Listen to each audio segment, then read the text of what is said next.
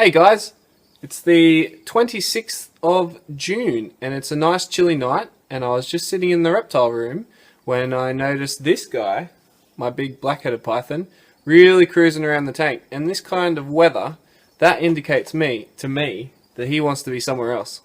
That somewhere else is in with the female.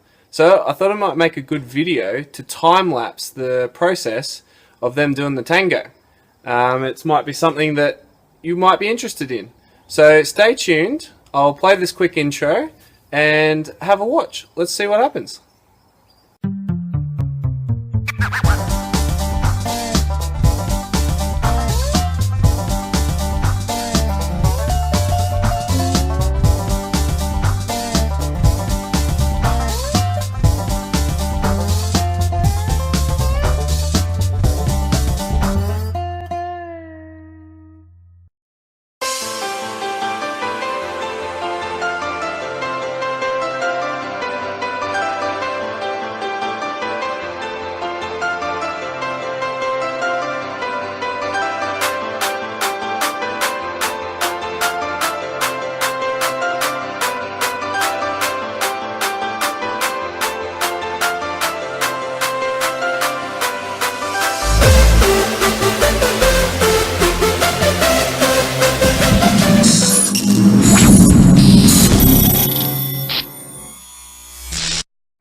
Okay, it's the next morning now.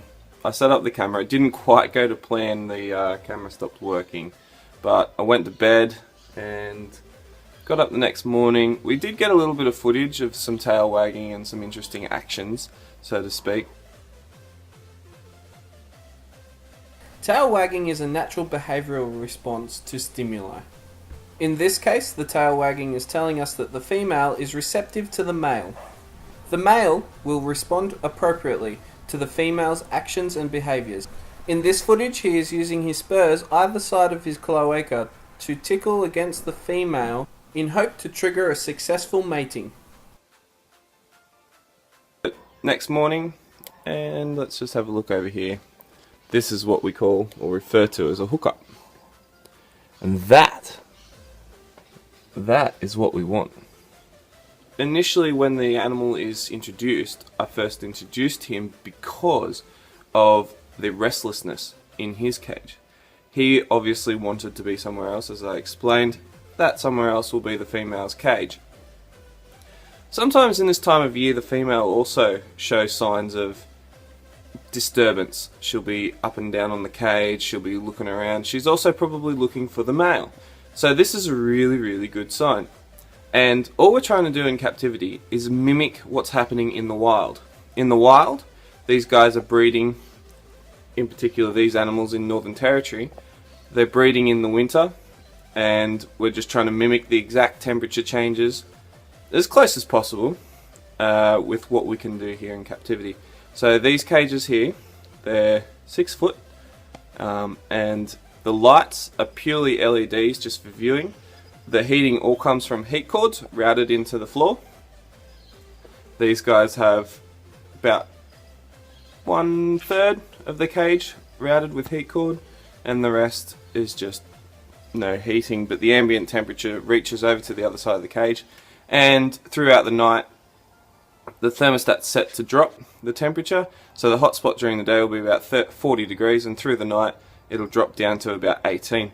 So this creates a natural condition for these guys to go, hey, let's get it on.